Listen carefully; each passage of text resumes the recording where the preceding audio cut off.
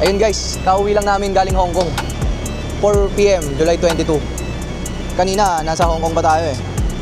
Ito, nauwi na natin yung mga order na sa atin na Baypex. Baypex, 12 yan lahat guys. Ito na rin mga paper bag nila. Sold na yan. For meet up na lang. Ayan, pakita natin ng sample. Yung mga Baypex.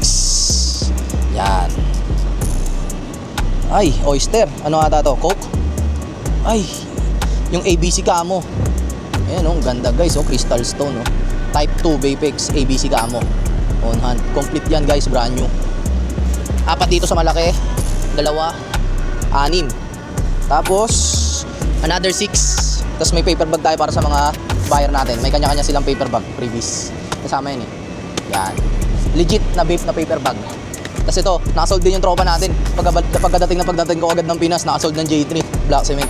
Di lang tayo pang Baypex, all around tayo. Shoes din tayo. Nike travel kit, pag kailangan nyo, meron ako. Limited lang din yan. Laking bagay yan. 1.5 lang. Okay, kakain na muna kami, tapos ayusin namin yung mga order. Let's go!